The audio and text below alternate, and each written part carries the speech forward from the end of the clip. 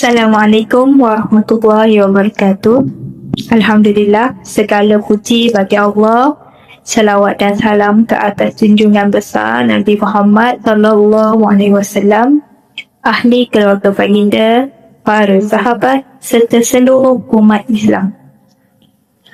Hadirin dan yang dirahmati Allah, hari ini kita akan diingatkan tentang satu peristiwa yang sangat besar dalam sejarah Islam, iaitu Nuzul Al-Quran.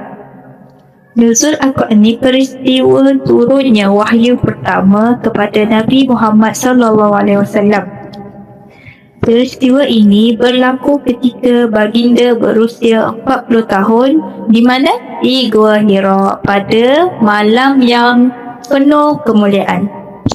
Wahyu pertama yang diturunkan ialah ayat daripada surah Al-Alaq, iaitu ayat 1 hingga ayat 5. Bermula dengan perintah yang sangat bermakna, Iqra, bacalah. Ini memberi isyarat bahawa Islam bermula dengan ilmu, bacaan dan kefahaman. Agama ni tidak lahir daripada kejahilan, tetapi ia dibina atas ilmu dan hidayah. Hadirin sekalian, Al-Quran ini tidak diturunkan sekaligus, tetapi secara berperingkat selama kira-kira 23 tahun. Ini menunjukkan kasih sayang Allah kepada manusia.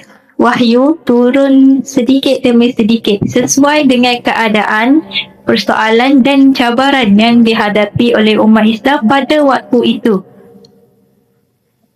Mesejnya jelas, iaitu hidayah Allah datang berperingkat dan perubahan diri juga memerlukan proses. Al-Quran bukan sekadar untuk dibaca, tetapi untuk ditadabbur, dipahami dan diamalkan. Ia bukan hanya untuk disimpan di rak, tetapi untuk dihidupkan dengan akhlak, tutur kata dan perbuatan kita seharian.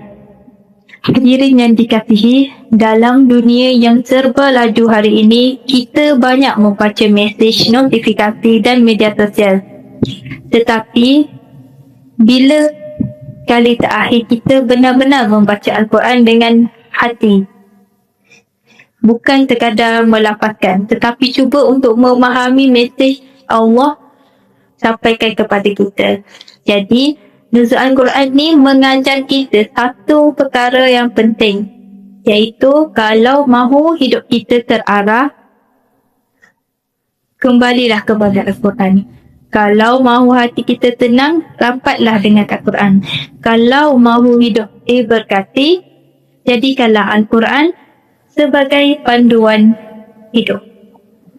Akhir kata, semoga peringatan Nuzul Al-Quran ini bukan sekadar acara tahunan, tetapi menjadi titik tolak untuk kita semua memperbaiki hubungan dengan Al-Quran, membacanya, memahaminya dan mengamalnya. Moga Allah jadikan Al-Quran sebagai cahaya dalam hidup kita, penenang hati kita dan penunjuk jalan menuju redha Allah. Sekian, wabillahi taufiq wa hidayah. Assalamualaikum warahmatullahi wabarakatuh.